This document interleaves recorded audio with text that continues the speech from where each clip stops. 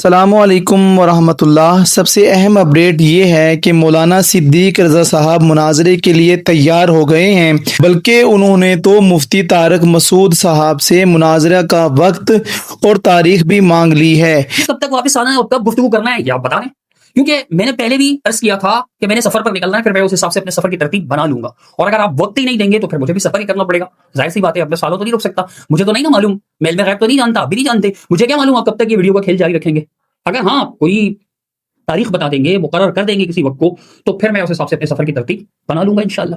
اس کے ساتھ مولانا صدیق رضا صاحب نے یہ بھی فرمایا کہ طارق مسعود صاحب جس چیز کا اہل حدیثوں کو چیلنج کرتے ہیں اور یہ کہتے ہیں کہ اہل حدیث زنا کروا رہے ہیں، زہر کا پیالہ پی لیں گے، میرے سامنے نہیں بیٹھ سکتے، کبھی ڈیبیٹ نہیں کر سکتے، اس موضوع سے طارق مسعود صاحب انحراف کر رہے ہیں۔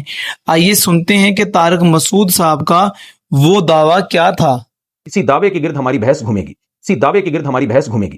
ہمارا دعویٰ یہ ہے کہ رخصتی کے بعد اگر کوئی شخص اکٹھی 3 طلاقیں دیتا ہے، بیوی کو یوں کہتا ہے تمہیں طلاق ہے، تو 3 طلاقیں واقع ہو جاتی ہیں، ناجائز ہونے کے باوجود۔ ناجائز ہم بھی سمجھتے ہیں، ناجائز آپ بھی سمجھتے ہیں، لیکن طلاقیں واقع ہو جاتی ہیں۔ اگر اب مولانا صدیق رضا صاحب کا یہ کہنا ہے کہ مفتی طارق مسعود صاحب اپنے اس دعوے سے پھر رہے ہیں اور انحراف کر رہے ہیں، حالانکہ ان کو چاہیے کہ جس چیز کا انہوں نے اہل حدیث کو چیلنج کیا تھا اور جو ان کا دعویٰ تھا وہ اسی پر ہمارے ساتھ ڈیبیٹ کریں۔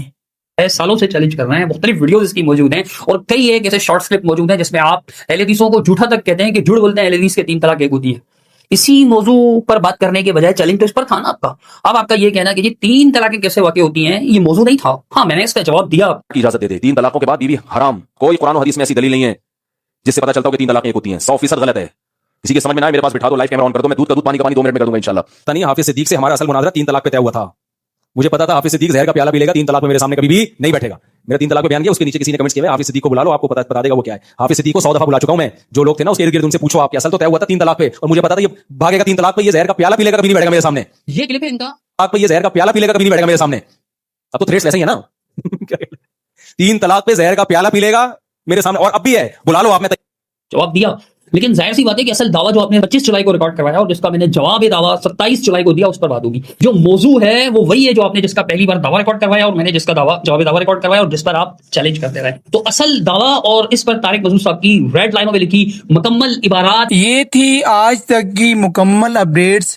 مزید ایسی اپڈیٹس کے لیے ہمارے ساتھ جڑے رہیے اور بتائیے گا کہ آپ کو زیادہ موقف کس کا بہتر لگتا ہے، مفتی طارق مسعود صاحب کا یا پھر مولانا صدیق رضا صاحب کا۔